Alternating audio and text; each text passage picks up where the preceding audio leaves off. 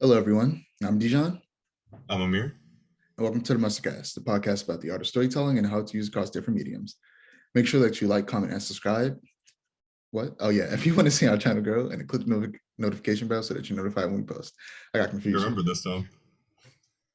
As usual, we'll start with meeting we're consuming. We can start them here. All right. Well, we were just talking about like right before we hit the record button. I got Far Cry 6. I've been playing that. Not as much as I really want to, honestly. I've been a little busy, but I just got off like the starter island area place that they always make you start in for some reason in every Far Cry game. It's like always like an island. Like I don't know why it's always an island, and then you go to other islands. Like it's weird. Um, So yeah, I started Far Cry 6. I also got Kenna Bridge of Spirits, or Kena Bridge of Spirits, or however they pronounce it. And it's been really good. It's a really fun game. I was very much so looking forward to it when I saw like all the trailers and stuff. And I've been wanting to get it for a while. Now I finally got it, and it is a lot of fun. It really is just a nice.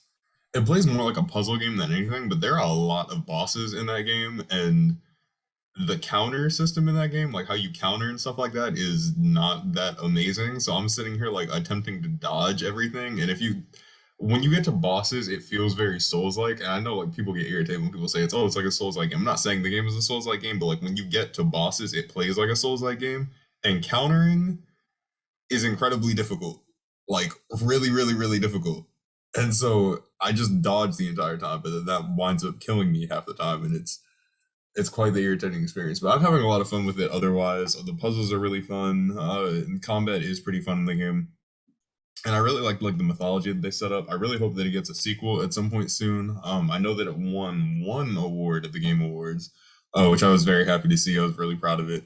Um, and yeah, no, I'm really excited to continue that game. I re-downloaded Red Dead 2. I've been playing Red Dead Online a little bit. Not as much as I want to, but that's just because I'm like super busy and don't have time to play as many video games because we all want more time to play video games. Uh, I also been playing Witcher 3, which I know I said I would never touch again, but I started touching it immediately, and I'm having a lot more fun this time around. I feel like I just need time. Like when I'm not liking a game, I just need like a solid like 6 months to put the game down and then come back to it because I always seem to have a different opinion like 6 months later. So I'm having a lot of fun with Witcher 3. I've been reading Agatha Christie books. Yeah, Why? I don't I always know. thought it was weird when you said that you didn't like it because that game is very much like the last three Assassin's Creed games. So when you say you didn't like it, I was like, that's surprising, but I also didn't like it, so I agree.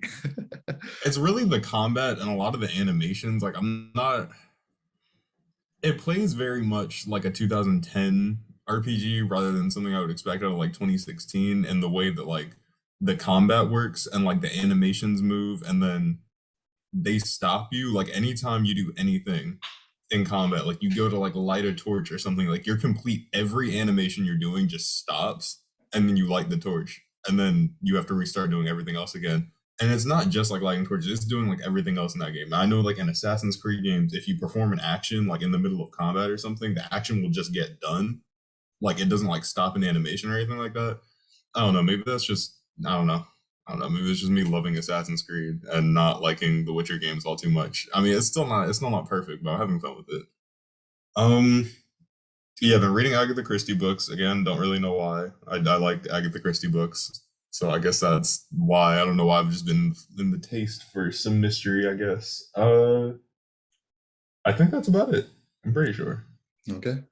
Well, for me, I watched the third part for was Armageddon. I had watched like a reaction channel react to the first two parts, and then like at the end of the second episode, something really cool happened. I was like, I need to watch this third episode. Oh, The Flash. Yeah. And I I watched it. forgot that happened. Yeah.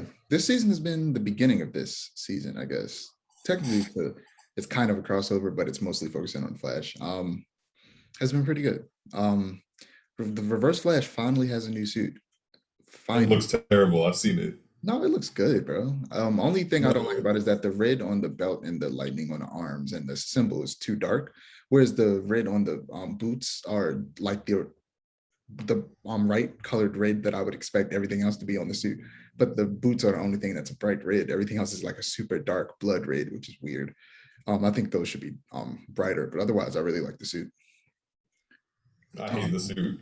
I really hate the suit. I much prefer the old suit. The old suit was pretty perfect. I don't really know why they changed it. well, he needed a new suit. He had the same suit while Barry has had like 4 different suits. But I mean, that's fine. He's from the future. He is the antithesis of like perfection. You know, he's from the future. I He think doesn't need to go through all the upgrades Barry does. yeah, I think the new suit's better, but I feel. I've been watching. I've been getting back into Lucifer. I was like, I started watching the second part of I started watching the second half of the 5th season. It ended in the 6th season, so I'm currently on the 6th season. The show is really good. I love Lucifer. I started watching it in like season 2, I think, and I've been watching it ever since. I've since then went back and checked out some of season 1, but like there were a couple episodes. There were 3 episodes that made me. One of them made me emotional. The episode right after that just straight up made me cry, and then there was like another episode after that that again made me cry. Like the emotions just kept piling up. Things just kept happening in this show that were either making me feel emotions, whether they're some of them good, some of them was just sad. It's a great show. I like Lucifer. I'm excited to finish the final season. The first 12 episodes of JoJo Part 6 up on Netflix. That's been pretty good so far. I love me some JoJo. Gravity Falls, still watching that. Still fun. It's a good show. Yes. I watched 3 episodes of Black Mirror last night because I was watching somebody react to Get Out, and I was looking through the comments of that YouTube video, and somebody said there's an episode of Black Mirror that Daniel Kaluuya was in. Yeah. He plays the main character in Get Out. And I was like, oh, really? And so I went and checked out the episode. It was like the second episode of the first season, and it was really good. It was like really kind of like, I guess, kind of disheartening. Nothing can really dishearten me. I'm way too hopeful for that. But it was just like disgusting. Not in a like a physically something disgusting happened type of way, but in like a societal type of way. It was just like a disgusting society in that episode that I hated it. I hated it. I don't really want to describe it because I definitely want people to watch that episode themselves and see it for themselves. It's called The $1 Million Merit. No, it's called 15 Million Merit. That's what it's called. I've also been reading Kojima's most recent novel, The Creative Gene, which is essentially him talking about a lot of stuff that he consumed, throughout his life that has inspired his work. The beginning talks a lot about the books that he's read, and he's actually specifically taking essays that he's written for magazines and websites and like putting them in this book. And it's a really good book, and I'm really enjoying learning his process. Something that Kojima talks about a lot are genes and memes.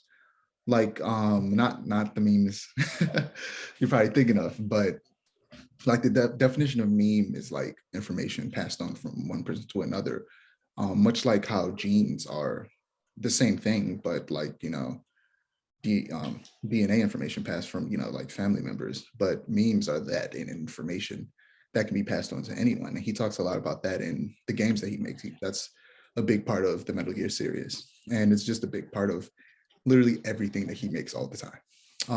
Last but not least, been playing Halo Infinite, been playing online. It's so fun. I need some more people to play it with. I think I just found I've recorded an episode of a friend of mine's podcast, Eric, who was on here. That's gonna be up soon. And they have Xboxes and they've been playing Halo, so I might play with them. But I've been also playing the campaign on Gamepass, and the campaign's good so far. I was about to play it before we started, but I still had some notes to take, so I ended up using all that time to take notes instead of playing Halo. So I had to just put my Xbox on rest mode so I can pick it back up when we finish recording this. I would have understood if you wanted to reschedule for Halo because it's Halo. I can understand. Yeah, so Simu Lee at the Game Awards doing the whole Halo speech. it made me so uncomfortable. I was like, please stop. Just tell us who won. Just tell us who won. But speaking of the Game Awards, we're gonna talk about the Game Awards at the end of this episode. Have you ever come to one of these videos and you just want to hear what we're talking about based on what you saw in the title or the thumbnail, you can go into the description and find a specific timestamp for that part that you're looking for, or you can hover over the timeline and find the specific chapter. That's what they're called. They're called chapters. And when I learned how to do that, I stopped clipping every single part of the podcast. Because in the early days, like a year ago at this point, I would clip every single part of the podcast and post them individually. And I was like, why am I doing this?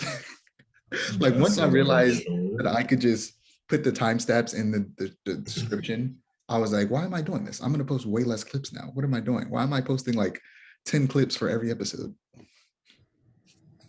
But anyway, animation. So Avatar Studios is developing its own custom 2D/CG animation style, similar to the techniques used in Arcane and Spider-Verse. And that is interesting. I'm excited to see what they do with that.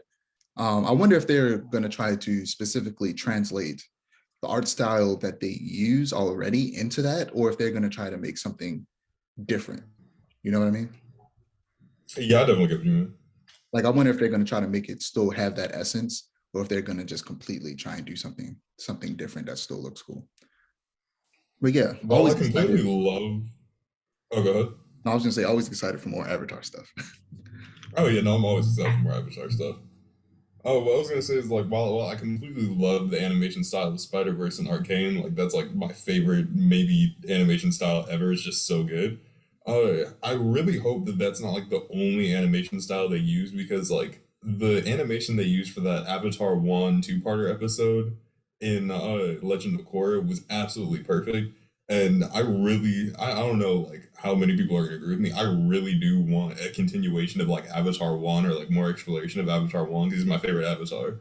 And like keeping that art style where it looks like it's like half painted and like half drawn. Like I really love that art style. I think it's perfect not only for like that era of Avatar, but also like for that character and those characters related to it. So I really hope they don't just stick to like one art style for everything.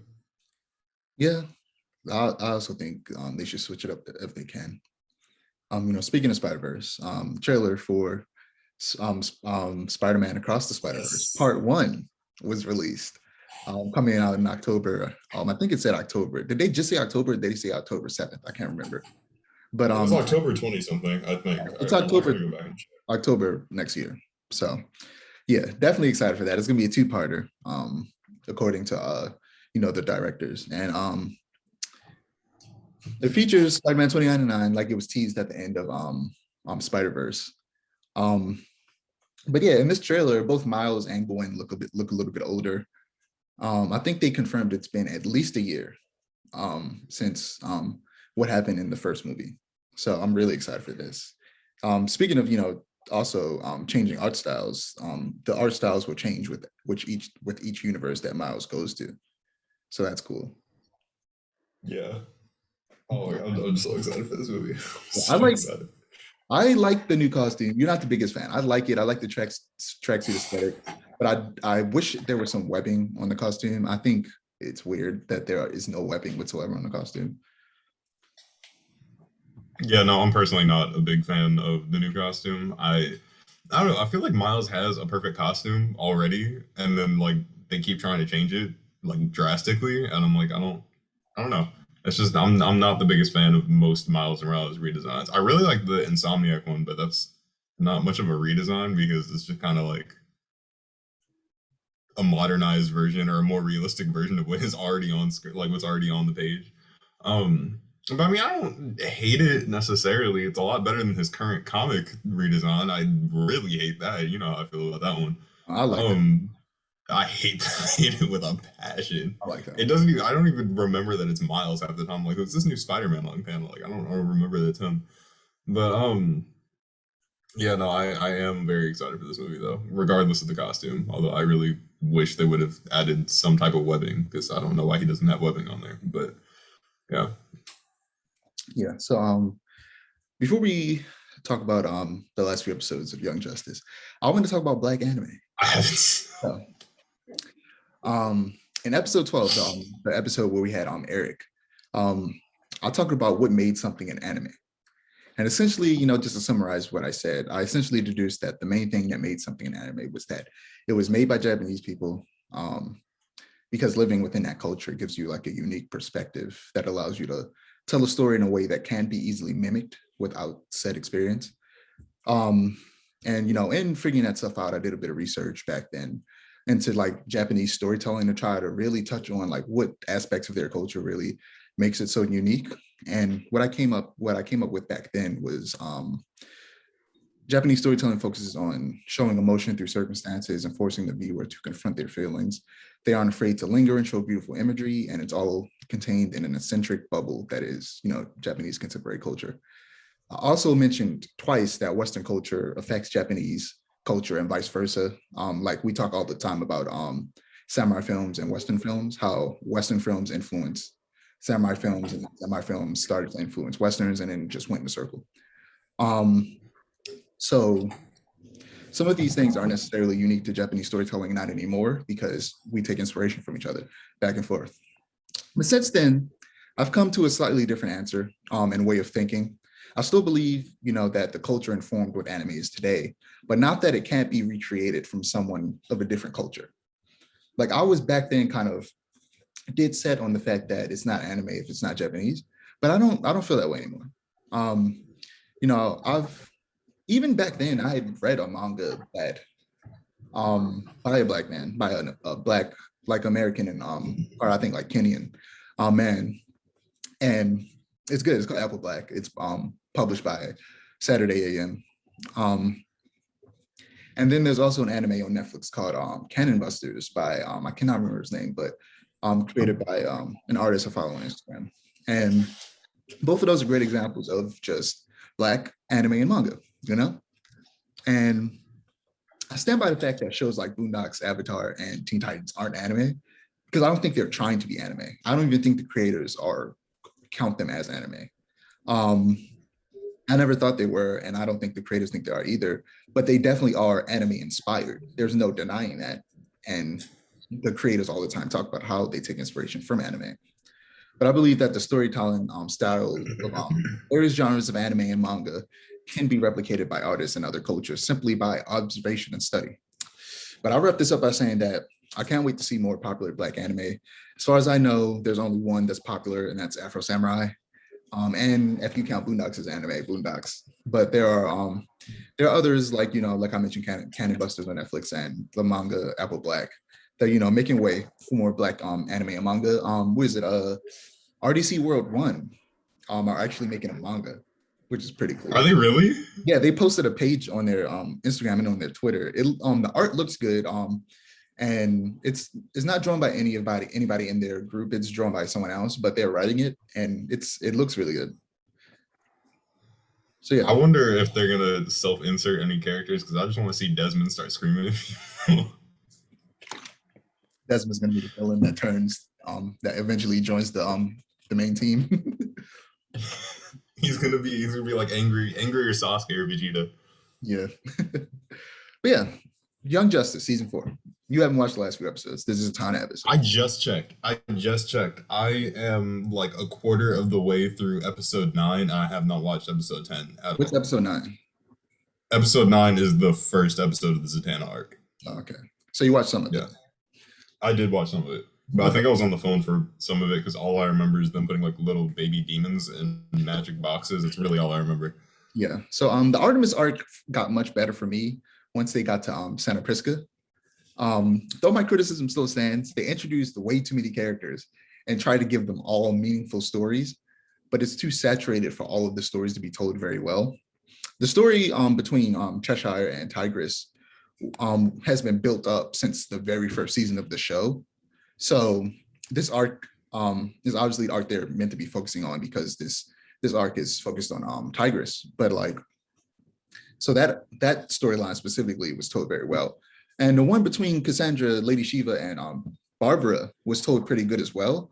But I feel like it could have used way more context for people that aren't like me and me, you, and other people who are really into comics and probably don't really get that relationship. Like me and you have outside knowledge. Like if you don't have that, it would probably be way more difficult to really be invested in this relationship if you aren't a hardcore Lady Shiva fan like you are. You know what I mean? And yeah, I definitely agree with that. And because of that, like um they need spin-offs. They need spin-offs. And I'm going to talk about the Zatanna arc, but after that, we're going to talk about what spin-offs should they make. But Zatanna arc, you've only watched like half of the first episode, but like I'm enjoying the Zatanna arc so far. It kind of hooked me from the beginning.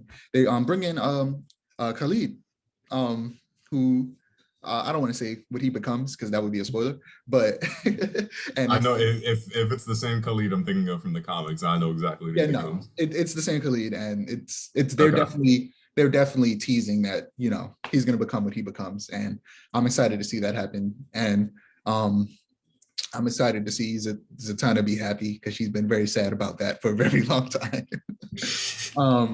I want Constantine in this show so bad. Please tell me this Constantine show. But yeah, speaking of which, before I go on, Mary Marvel is a part of this team that Zatanna has, and she's using her powers in a very different way than I feel like you normally see her use them, which I think is really cool. But yeah, speaking of Constantine, one of the shows I think we should get a spinoff of that I came to the conclusion of based on this arc specifically is like a Dark Justice League Dark type show. Like a Dark Justice League, almost like Justice League Dark.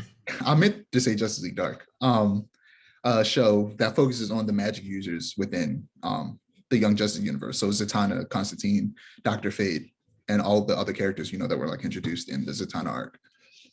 I think we need a Justice League Dark show. Naturally, we need a Batman Inc. show where they just focus on Batman characters. I wouldn't even call it Batman Inc. necessarily. I just want like a Bat Family show set in this universe. Yeah, it could be called Bat Family. It could be called Bat Family. But I think Batman the Bat Family, because they've already mentioned Batman Inc. several times in Young Justice. It's really the Bat Family and the Justice League are really the only things in this like the main things in this universe that interest me. I don't care much about anything else. I like the team, and I think that Young Justice should stay as its own show, but it should focus on the team, and it should focus on the younger members of the team and whoever is taking the place of like Black Canary and Red Tornado, which is essentially like Miss Martian essentially took that place up and from Black Canary as like the therapist / trainer of the team. And I also want an Arrow Family show now that you just definitely. mentioned I was going to say that. Yeah. I was like, we also need some type of Arrow show. I don't know. Should it just be called Arrow? Because it's not. You could just call it Arrow. I'd be fine. Yeah, since it's not going to be just Green Arrow, it's going to be multiple Arrow people. So yeah, we need Justice League Dark focus on magic users. We need Young Justice to focus on the team. A Batman family show.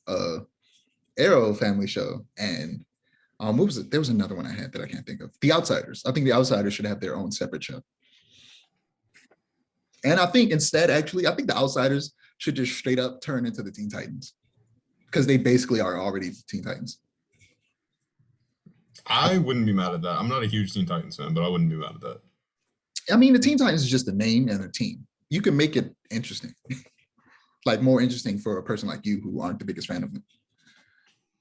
I mean, just give me Dick Grayson and Wally West just like as their own thing. I'd be fine with that at that point. They got to bring Wally back somehow. I don't see why they haven't. Literally, the showrunner, I forget what his name, literally said the Speed Force doesn't exist in this universe. And I'm like, so what was the point of killing off Wally like you did? So they can make it exist. I mean, I guess. Wally creates the Speed Force. That'd be a twist of fate. Yeah, but moving on to some comics. So I still haven't finished Nubia. I've just been procrastinating reading that. But I have read Radiant Black. I read the most. That's what it's called, Radiant Black. I was gonna text you and ask you what that name of that Power Rangers comic was. Yeah. I've read the most recent issue of The Flash. And I read the second issue of Dark Knights of Steel and the most recent issue of Wonder Girl. So Radiant Black, like I said last time, he's still trying to save his friend, and he basically goes through a trial to save him. In The Flash, number 774, the Flash and Dr. Fate get stuck in a alternate dimension while chasing Eclipso, and essentially they end up like needing the help of the reader. I'm gonna put up the panel. It's a really beautiful panel of like Dr. Fate like reaching outside of the panel and pointing like Uncle Sam going, readers, we need your help to get out of this dimension. And they essentially just make you like twist and turn the comic to make certain things happen. It was an interesting idea. I don't think it worked the best, but it was cool to see Dr. Fate and my main man, Wally West, as the main Flash. I'm gonna have to check out the first two issues before that one because I haven't read those. I know the first one focuses on him and his daughter. Dark Knights of Steel. We see a little bit more Black Lightning side of things and are introduced to the Kingdom of Storms. So in this universe, his family all have powers specifically related to like natural disasters, and they usually just have a power which is thunder, which thunder. She has super strength, and then you have lightning, obviously lightning. But then he has a son in this, and his son can controls rain. Yes, controls rain. Wait, did you read it? No, but I did read whatchamacallit, a like teaser clip, whatever. Oh, I was about to say, did you read it? Because you're talking about like you read it. Yeah, it's the ending was wild. I'm not gonna spoil it. The ending was wild. I plan on reading it. Like I really do. I really plan on reading it. You know how excited I was about it. Like I was sending you stuff about it before it came out, but I just haven't had the chance. Yeah, the ending of the first issue was also wild. So every issue is the end. I did know what happens there. I know what happens there. Yeah, the end of that first issue was wild. It kind of destroyed a bunch of shippers' hopes and dreams, but it was good. Wonder Girl. So Nubia, who's Nubia? What? Yara. Who's Nubia, bro? You're the one reading the comic. No, because I said Wonder Girl, and then I wrote Nubia, even though it's Yara. It's not Nubia. Oh, I was like, what, bro? I don't even. Yara. I'm not that big up on Wonder Woman lore, so yeah, Yara. She went to Olympus and was training under I forget his name, one of Hera's many sons, and to become an Olympian. And she essentially declines the opportunity to become an immortal god because it would mean she would have to live in servitude to Hera. That's all I have for my comic poll this week. Moving on to TV and film. So, The Marvels. Brie Larson confirms on her story that is coming out February 17th, 2023. So, that's a while from now. I'm interested. That is quite a while. Star Wars: The Acolyte. The Disney Plus series is eyeing Amandla Stenberg, who most famously played Rue in the Hunger Games, play the main character. It would take place 50 years before. Wait, what? I just wrote 50 years before. I didn't write before what? Yeah, because now you got me interested because the High Republic is kind of a massive era. I don't really know. 50 years before the Phantom Menace. It does take place in the High Republic. That's exactly where it takes place. But does it take place 50 years before the Phantom Menace? Because the High Republic is 200 years before the Phantom Menace. So when's that era exactly end? I don't know. I don't know when the High Republic ends. Because they say that it takes place 50 years before the Phantom Menace, but also that it takes place in the High Republic. I just don't know when that ends. Like when exactly does the High Republic end? Because like 50 years before the Phantom Menace really is not that far in the future. Yeah. But Texas Chainsaw. They're making a new Texas Chainsaw for that's going to be a direct sequel to the original film, which is a fantastic film. I thought you were talking about the video game. Watch it. Yeah, we'll talk about the video game later, even though I don't really care about it. I do. Yeah, that's cool.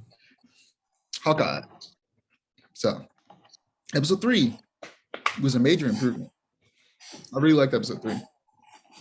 You didn't like episode 3? What? You didn't like episode? I liked episode 3, but like issue 3 is my favorite issue of the comic, which this is like directly ripping from issue 3. I feel like my only complaint, it really is a nitpick. It really is like a major nitpick, but it's like, why didn't they take the Challenger? The Challenger was right there. They could have, it would have cost $0 to switch cars. It literally would have cost no money to switch cars. Like, he didn't want to break it because it's a nice car, but they ended up messed up anyway. Like like my whole thing is that would have cost $0 to just switch the cars, and then it would have literally been ripped like directly out of the comics. It's just like switch the cars. It would cost $0. Just switch the cars. Why would y'all not switch the cars? Like just switch the car. I don't know. Yeah, I got irritated about that because like you know how I feel about Hawkeye. But other than that, I thought it was a pretty fun episode. Episode 4 though. I like Clint a lot more in episode 3, and episode 4 made me like Clint even more because it actually made me emotionally connect with Clint. Episode 3 did that too around the end, but I feel like episode 4 did it even more with the scene where she goes back to her aunt's apartment to have the movie marathon with him and set up the Christmas tree. I thought that was cool. That was a nice little moment. But yeah, spoiler alert, obviously, for the 2 episodes we watched. Yelena. Yes, my baby girl, she's back. Yeah, we all knew she was gonna come. She's here. There's like 2 episodes left. They got a lot of stuff to wrap up. I'm just happy Yelena's back. Yeah, Yelena's like the only thing I liked about Black Widow, and I really like Yelena. Yeah, I feel like they're definitely setting up Yelena and Kate having the same type of relationship that Natasha and Clint had. I can see that. I can definitely see that. Because they had her like do essentially like point her arrow at her, but not take the shot. Like he did with Natasha. Yeah, I was a little confused. I'm like, why didn't you just shoot? You had the shot. It was literally a point blank shot. You could have just pulled the trigger. You could have just let go. Like, yeah, you could have just pulled the trigger with an arrow. No, but like she really could have. There are some trigger release bows, especially for like compound bows, but crossbows. She's not using a compound, so. But and crossbows. I don't really count crossbows as archery. Crossbows are very. Still wondering whether the main man's going to show up, the boss. No, he's going to. I don't see them not. I don't see the show ending. Yeah, there's been some rumors about, not even rumors, but I don't want to say it because I want everybody watching this to be surprised. But you know what I'm talking about when it comes to Charlie Cox. I know exactly what you're talking about. I mean, we saw the hand, and that was his old. I had to refrain from saying it in the chat because I was like, no, I don't want to say this because I don't want to spoil it for everybody in the chat who I know is going to go see the movie, like Craig and Brianna, because they don't know that it's confirmed that he's back. So okay, I don't want to spoil that for people who don't know, and I want it to be a surprise because he's most likely going to show up in that movie. I don't necessarily know that he's going to show up in the movie. I feel like he's definitely going to show up in the show. I'm not quite sure he's going to show up in the movie. I think that... No, not Kingpin. Charlie Cox. Okay. I thought you were talking about Kingpin there. I was like, no, I think Kingpin's going to show up in the show. I think Charlie Cox is going to show up in the movie. Yeah, it's confirmed he's back. So, like, Kevin Feige said it out his mouth. And he did it because he knew it was going to get leaked. Oh, yeah. It's already been leaked. Like, the picture is literally online already. He did not want to say that because he always wants to keep everything a secret. But honestly, I hate how much people are leaking this because I would prefer that. I think it's kind of hilarious. Like, as someone who doesn't care about MCU Spider-Man, but who cares about like everybody that is coming back, I really could care less. Yeah, no. Like, I can see why people would hate it, but I'm just kind of laughing. Yeah, I'm not gonna say I don't care. I'm just gonna say that he isn't the most interesting. But also, if I know I'm gonna watch a movie, I don't want spoilers. I'm a person who I rarely care about spoilers. You know I really care about spoilers. I really care about spoilers. Even if I like something, it's rare that I don't like want something spoiled. But yeah. So moving on. Wait, real quick. You might have to cut this part of the podcast. Did you see Andrew Garfield doing that interview when he's like taking the things off the board and he was like, do you return as Spider-Man? And he slipped. He was like, yeah, wait. Like he slipped hard. I mean, people in the comments are like, Kevin's watching. It's all but confirmed. It really is. Like that at least he's in a movie, but Toby's most likely also in the movie. But yeah, Cowboy Bebop. So I'm actually going to give my full review. I'm still going to go spoiler free, but I'm going to talk about it more in depth because last time I didn't because you haven't seen it, and who knows where you're going to watch it. So I'm just going to give my review. I told you it's going to be like one of those things where I'm just like bored on a Friday night and it just happens to pop up on my feed. I'm like, oh, so it was canceled. Which I don't really care because I don't think it was so good that I'm like, man, I can't believe it got canceled. No, it was all right. I enjoyed it. Dag nabbit. Yeah, like I enjoyed it. Like I won't pretend like I didn't enjoy it just because other people don't like it. Like I did enjoy it, but that doesn't mean I thought it was great. It was really fun. I really liked what they did with Spike, Faye, and Jet, especially Jet. Jet was like perfect. But what really, really, really, really ruins it for me is Vicious. Vicious sucks so hard. The actor that plays him also played was it Translucent in the Boys. He isn't Vicious, and he makes the most goofy faces for no reason all the time. He's just not a good fit for the version of Vicious from the show. Like he's good at playing the version of Vicious they have in this show. But I don't think this version of Vicious that they put into the show should have existed at all. Um, I have mixed feelings about the additional story of Vicious because the idea of expanding on Vicious and his motivations, I think, is a good idea. But I hate how they did it in this show. He essentially went from a cunning villain to a just an angry, like daddy's boy kind of. Well, like and Julia essentially played off to be kind of like the mastermind behind a lot of Vicious's schemes. Like she's subtly manipulating him into doing certain things so that she could um get things the way that she wants, so she can try, you've seen the show, try to escape from him. Yeah. Because he's vicious. No pun intended. But he's there was some intention. There was some intention there. it wasn't. It just happened to happen. But he's essentially just constantly messing up because he's super aggressive like all the time. And it feels as at completely at odds with his character in anime, who's very very, I want to say, I almost said very vicious, very like calm and collected, but like he's methodical. That's the word I'm looking for. He's very methodical. He's very much a very like I keep wanting to just straight up say vicious. What is another word I could use? Bloodthirsty. That's what I was thinking of. He's very bloodthirsty, even in the show. He's still bloodthirsty in this, but in a way that's just annoying and kind of the bloodthirstiness overtakes his intelligence. Yeah, that's what I don't like about Vicious. There's something that they do with Julia that I think is interesting, but the execution is extremely flawed. But other than that, I liked all the other characters. But everything else I'm going to talk about is some things that were brought to the light for me that I never really thought of, that I saw from some artists I follow on Twitter. So I realized something that they changed for the adaptation from a conversation on Twitter. Like I said, a lot of people were calling Jet a deadbeat dad in the show because he's a father in the show, and getting upset because they made him black just to do that. But I pointed out that he didn't like choose to leave his daughter in the show. Just like in the original, he gets his arm shot off. And I should have said spoiler, but I'm gonna put the spoiler alert up on the screen. But he gets his arm shot off by you.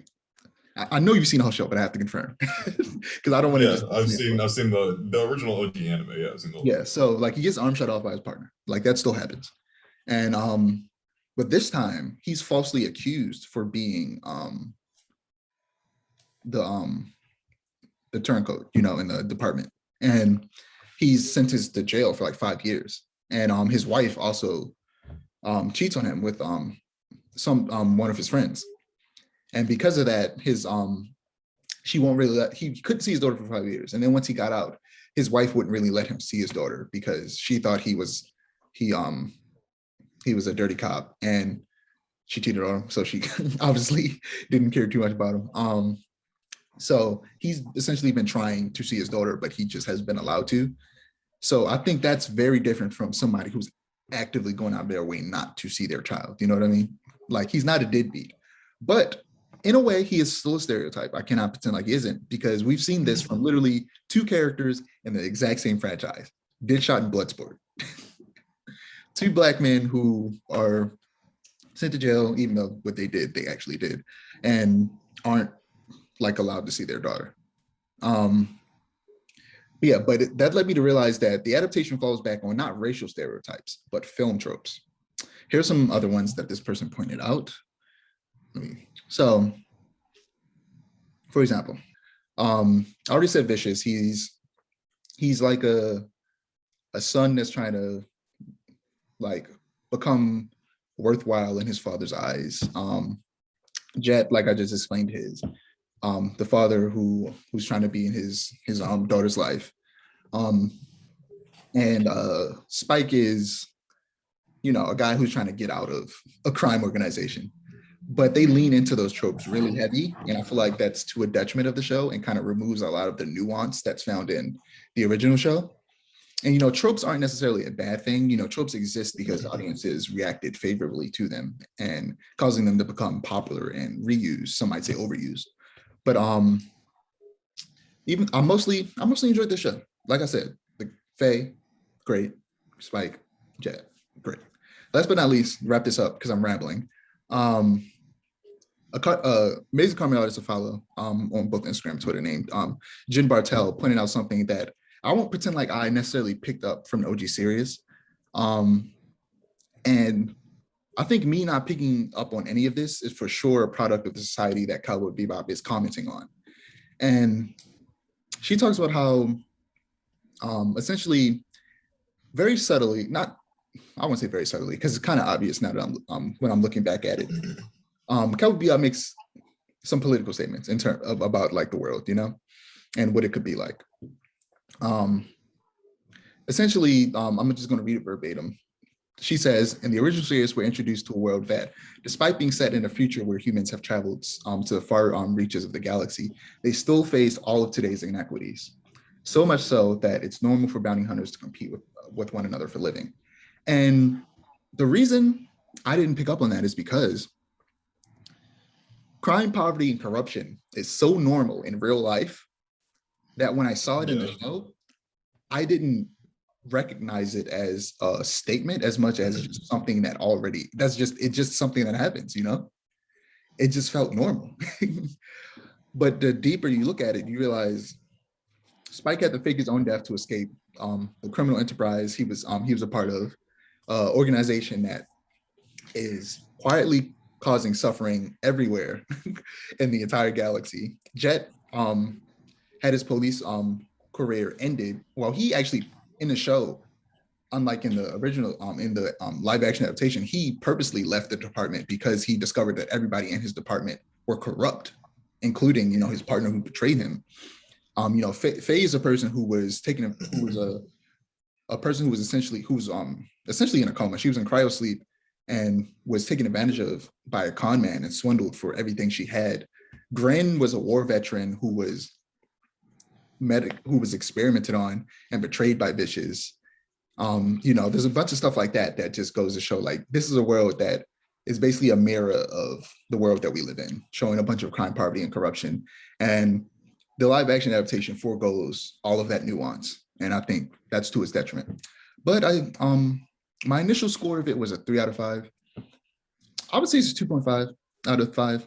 I was about to say out of 3, a 2.5 out of 5. But I still enjoy it. I won't pretend like I didn't. But that's my in-depth analysis. Whenever you watch it, maybe we'll talk about it even more with you actually chiming in about how you feel. Yeah, because I can't really have an opinion one way or another right now. Yeah. So we're going to talk about a couple of movies and shows announced at the Game Awards, and then we're going to get into the actual games at the Game Awards. Both the winners. And then will we get into the awards? Yeah, both the winners of the awards, and then after that, the games that were announced. So, so Sonic 2. There's a trailer for Sonic 2. They showed off Knuckles and Idris Elba as Knuckles, he sounds pretty good as Knuckles.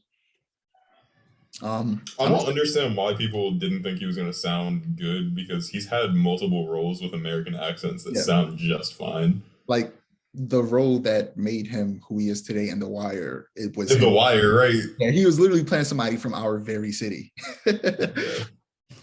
So, yeah. I'm excited that. Sorry, my chair is creaky. Mine's is too, but I'm not moving, so you can't hear it. But I'm excited to see the movie just have way more Sonic stuff in it, like Sonic characters and Sonic worlds, because the last one just took place mostly in just the real world, and the only Sonic character was Sonic himself.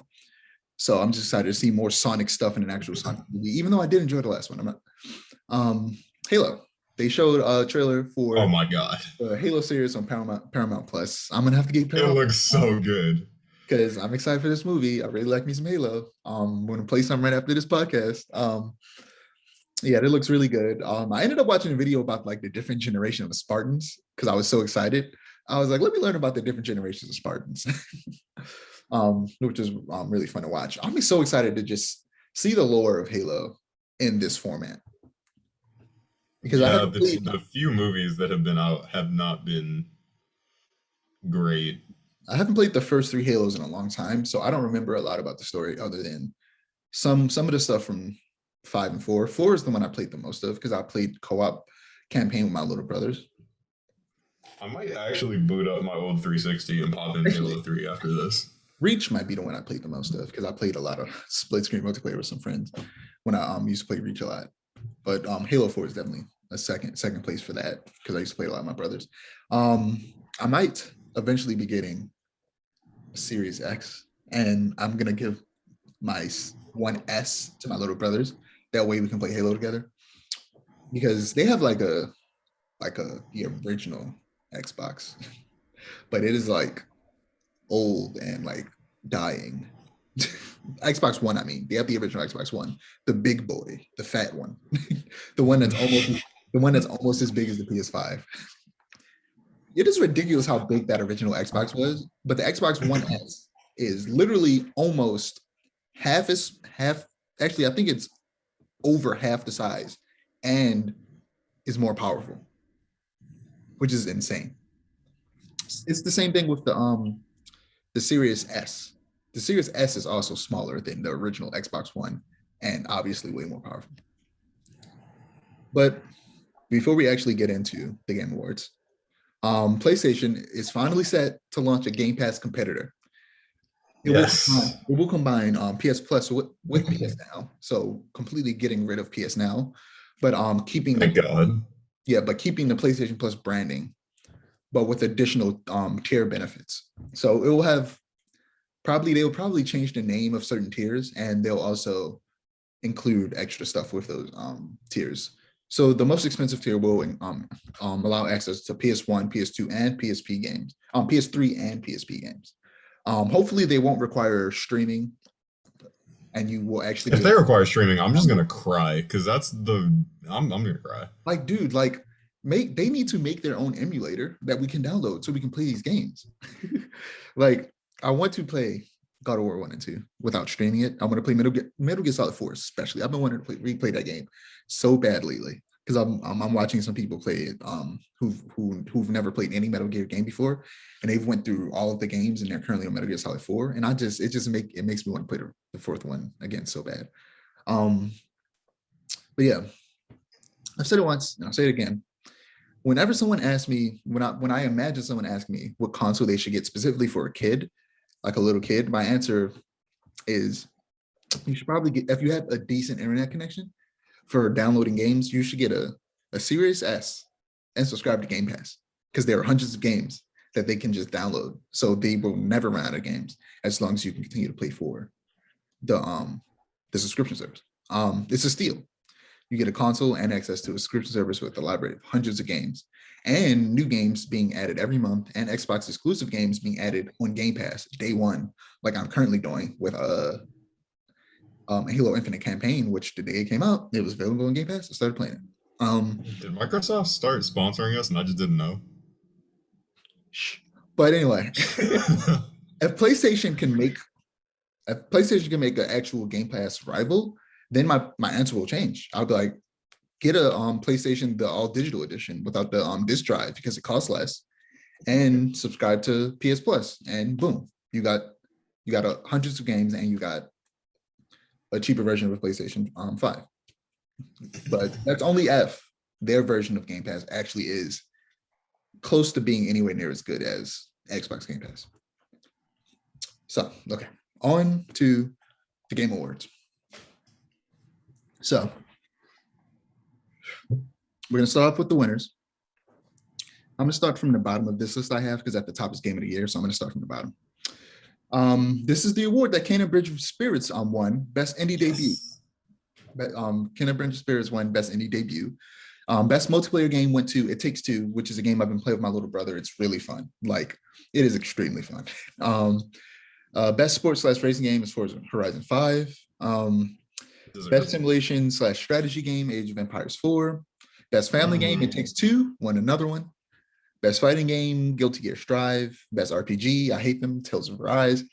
Best action slash adventure game, Metroid Dread, which I was hoping they would, I was hoping even Metroid Dread or Deathloop won Game of the Year, but neither of them did. But at least Metroid game got one game award. Best action game, Returnal. Best VR slash AR game, Resident Evil VR, which is, I've played that a lot. I have my brother's VR in here. It's Resident Evil 4 VR is really fun. I don't know. Whenever you and some other friends come over, I'm gonna have y'all play that game. It's real fun. I want to. I saw the IGN gameplay of like the first mission. It's hilarious. They're like IGN finally got somebody that knows how to play video games. Yeah, it's real fun. Innovation and accessibility, Forza Horizon 5. Best community support, Final Fantasy 14 Online. Best mobile game, Genshin Impact. Best indie game, Kindred Bridge of Spirits again. Yes. Best ongoing game, Final Fantasy 14 Online. Games for Impact, Life is Strange True Colors, which is currently discounted on a PlayStation Store, so I might get it. Great game, you should.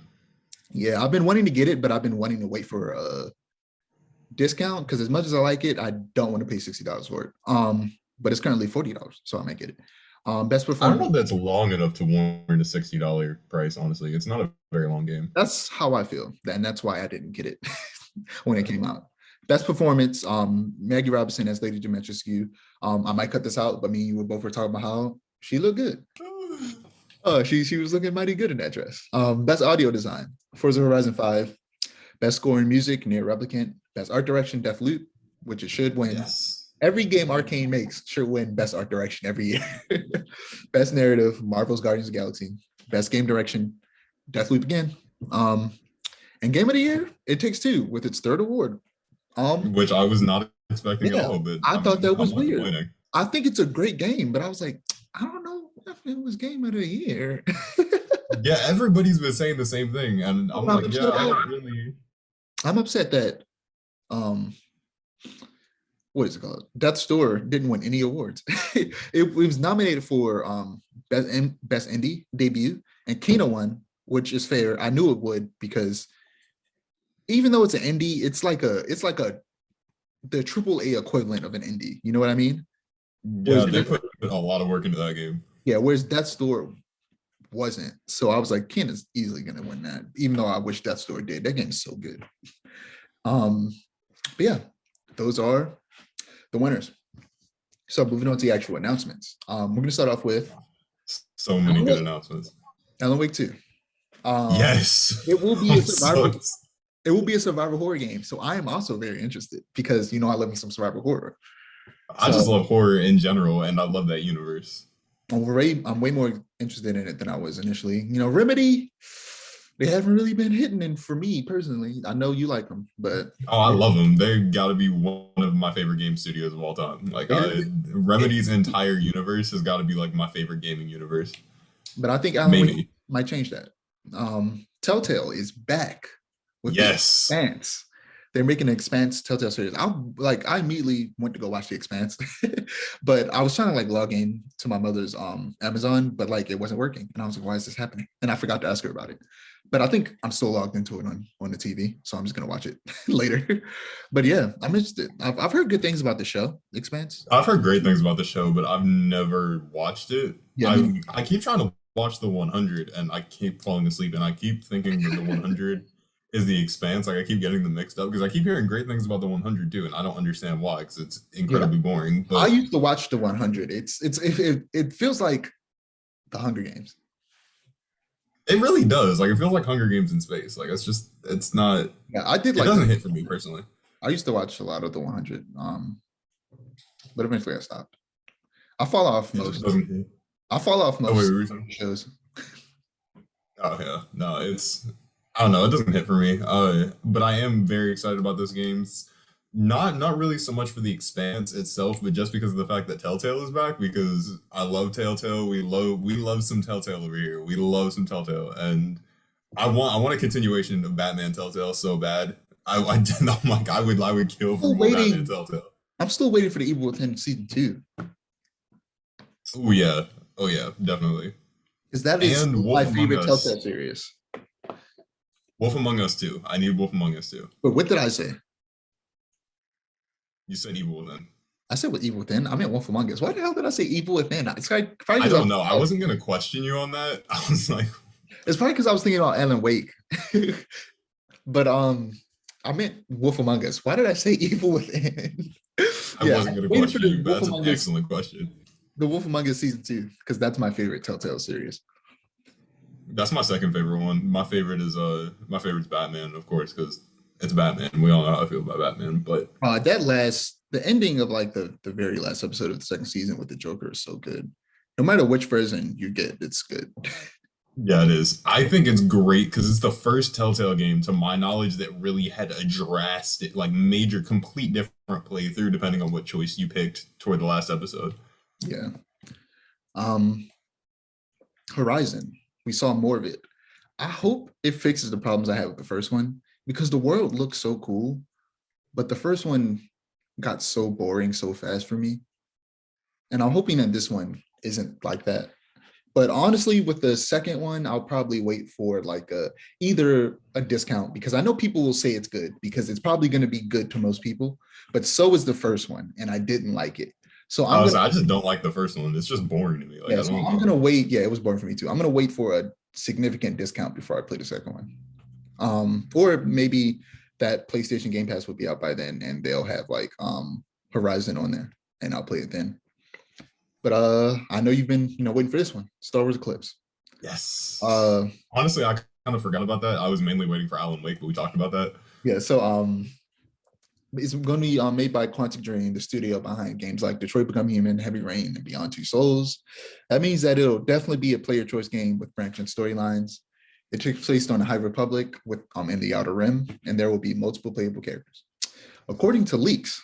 And take these with a grain of salt. But it will feature it will actually feature what they say is traditional action gameplay, which with that That's what I heard too. I yeah, heard that leaked a while ago. I think because those leaks are resurfacing, I think there may be some credibility to that. There is confirmed, there is confirmed a while ago, looking at what's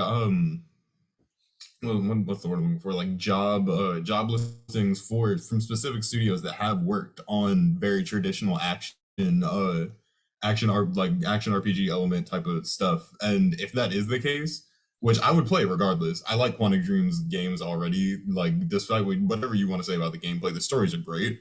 But like a Quantic Dream level branching story style game with traditional action elements. how do you feel about What were you saying? Beyond Two Souls? I thought it was confusing as hell, but I enjoyed a lot of it. I really did enjoy a lot of parts of it. I didn't play Beyond Yeah, Two Souls. That's yeah, the me only neither. Quantic Dreams game that I haven't Yeah, the played, thing but about I Quantic enjoyed Dream it. games is I think that because they're very cinematic, it's easy to just watch people play it and enjoy that by Yeah. itself without playing it yourself. It's the same way with Telltale games. You can just watch people play it and really enjoy it. But Detroit Become Human. Personally, I have more fun playing Telltale games than I do Quantic Dreams Oh yeah, same. games, but Same. yeah. Detroit Become Human is the only one that I've actually played, but I've watched like full playthroughs of Heavy Rain and Beyond Two Souls. And yeah, I just watching. played both Detroit and Heavy Rain. Yeah, I enjoyed watching both of Heavy Rain and Beyond Two Souls gameplay.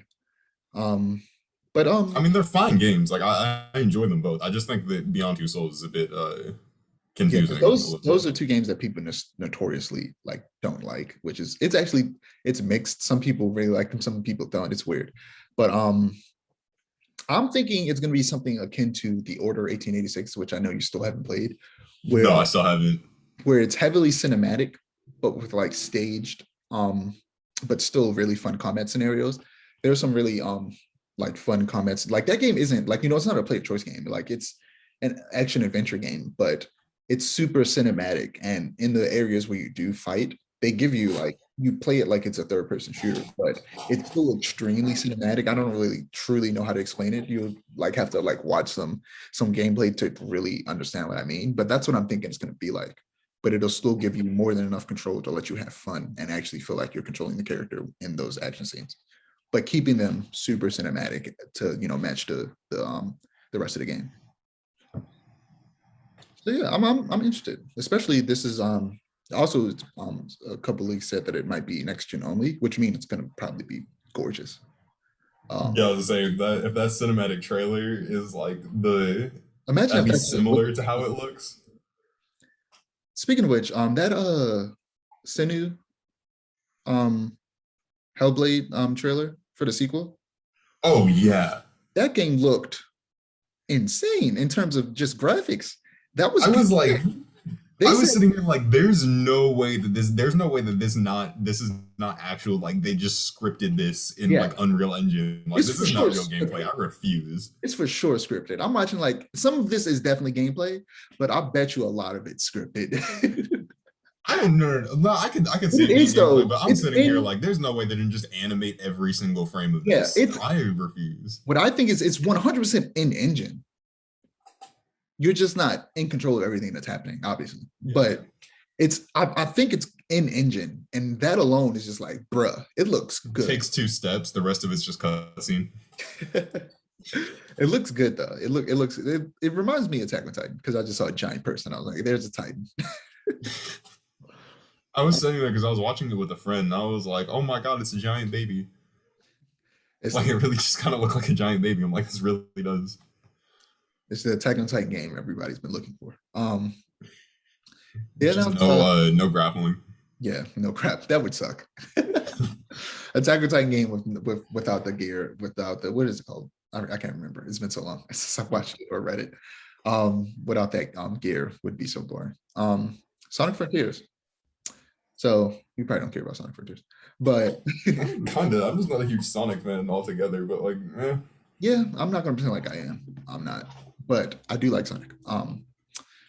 And the reason I just want to talk about this is because a lot of people are naturally comparing it to Breath of the Wild, which is fair because they in terms of just the way the trailer looked and the way they showed everything off was very clearly like so many trailers have done this where they do the thing like where the first Breath of the Wild trailer where he steps off the cliff and he looks out at everything and then it's like a camera Yeah. sweeping through everything like tons of games have stolen that like trailer format and plus Breath of the Wild is known for everything for it being like green and there being tons of ruins everywhere.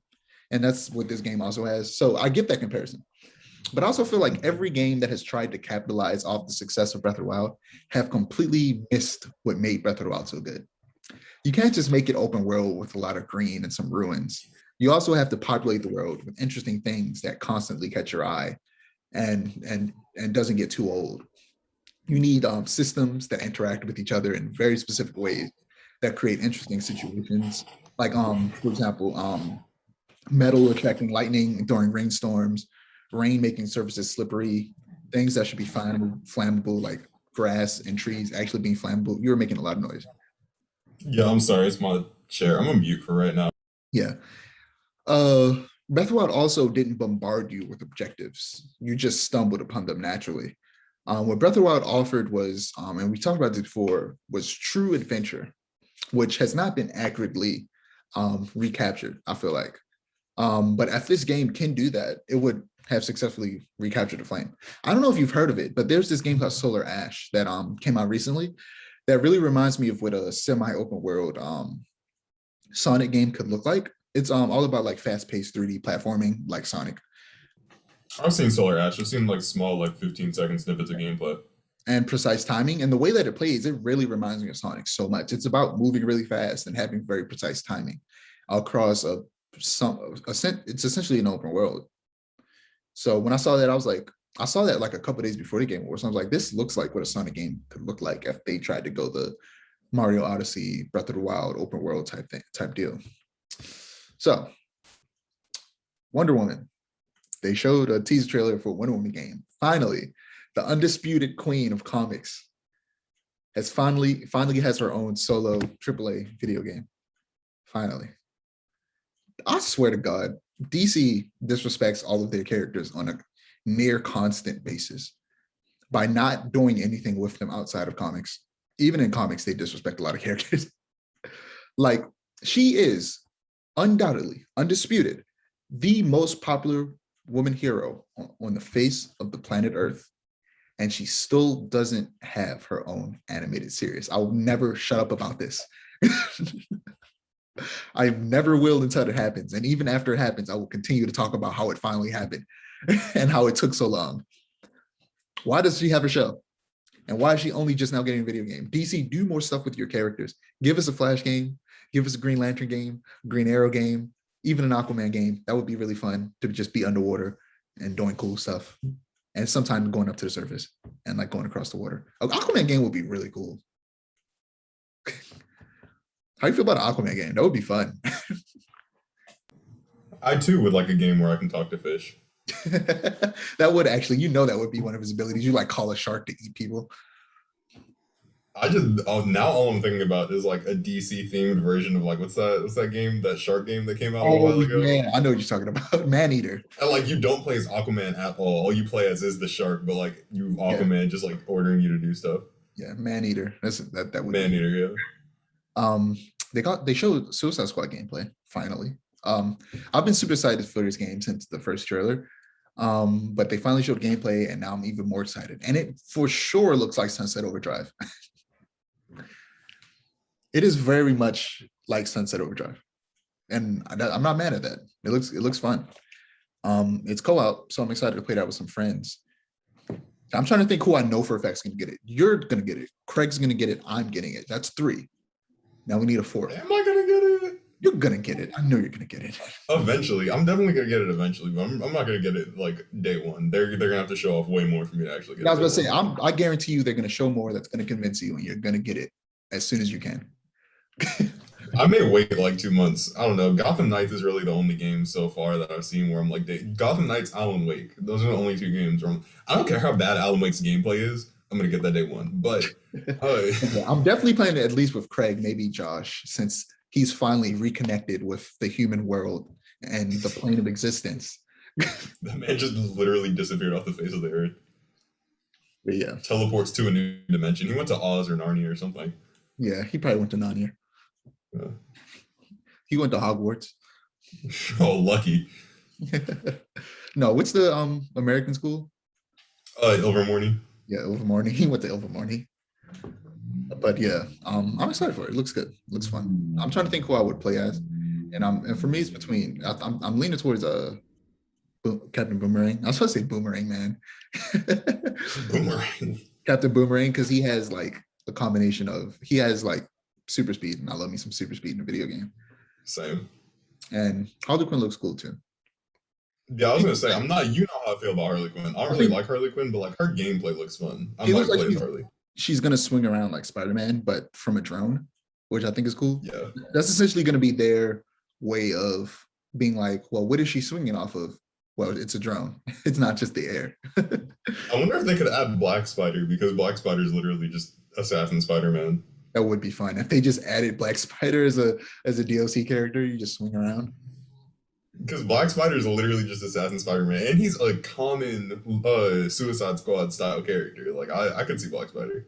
That joke he made in one of the episodes where he was just like something about hot sticky balls, and I was just like, why? I love that so much.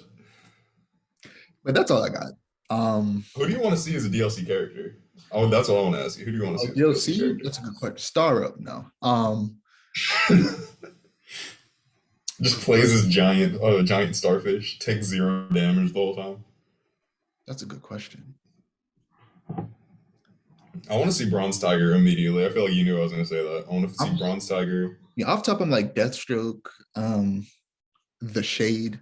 I feel like the Shade could be cool. The Shade could be really cool. I didn't even think about the Shade.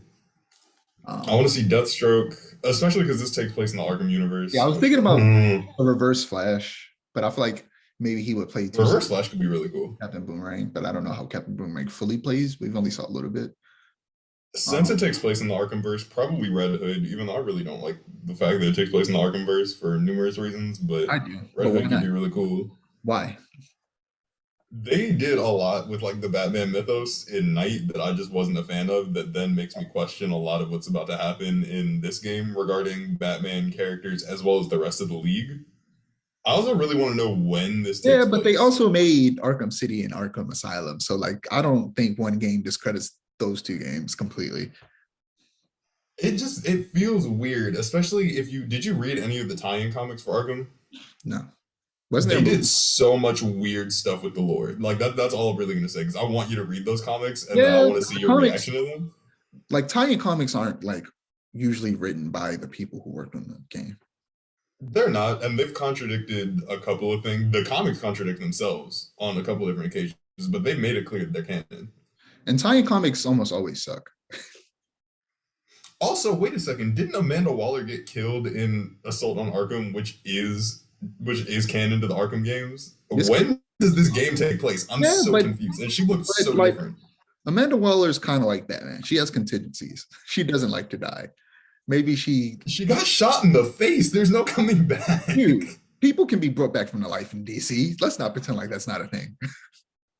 That's fair. That's fair. That's fair. In the Arkham universe, Literally, I don't know. We'll see. We'll see. And what is it? Hell to Pay, literally the whole movie was about her dying, so they were going to like get her like a what? Get out of hell free card or something. That was a different. That's a different universe. Though. That's what I was saying. I know, like, but like universe, I'm saying that there is a precedent for Amanda Waller knowing she's going to die and setting up something to make sure it doesn't happen. That's fair. That's fair. That's fair. Or I'm very curious to see the future of the story of this game. It could just take place before, like certain things. Before night, it could. That raises more questions for me, but I can see it.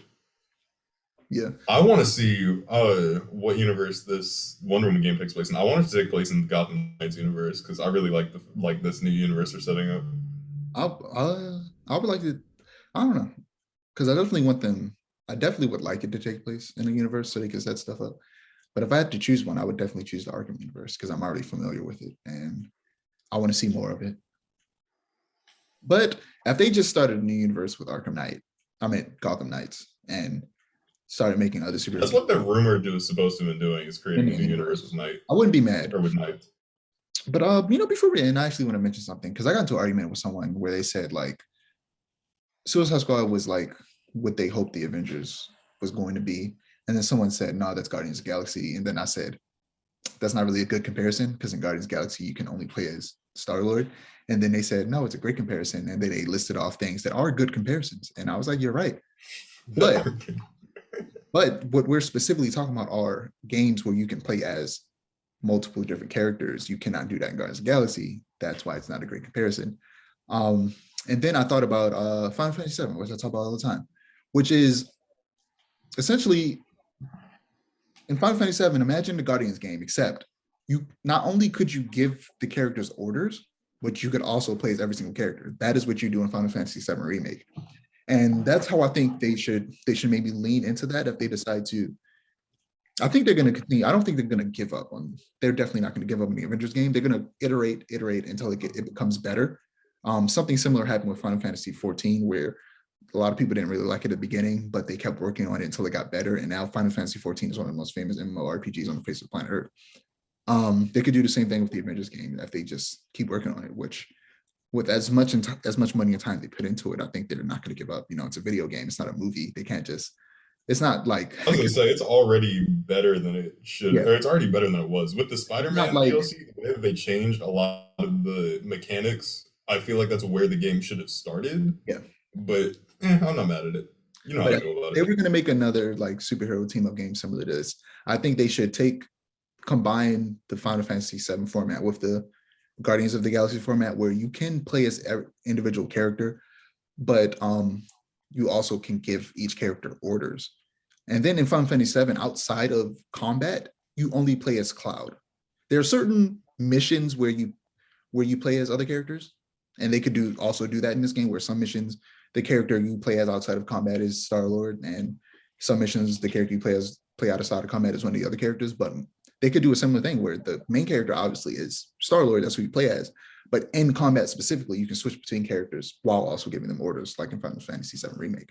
That's what I think that could be. I didn't get far in Final Fantasy VII, but I gotta say, every chance that I got, anytime Tifa was in my team, she's the person I played as. Wait. Editor, cut that out. You are. Shh, they don't know that. But but anyway, I didn't say that because it was edited out. Okay. I'm Dijon. You can find my app below me. You can find Amir's app below him, and Muskat's app below that. Don't forget to like, comment, and subscribe to our channel if you want to see more storytelling content, and then click the notification bell so that you're notified when we post. Peace.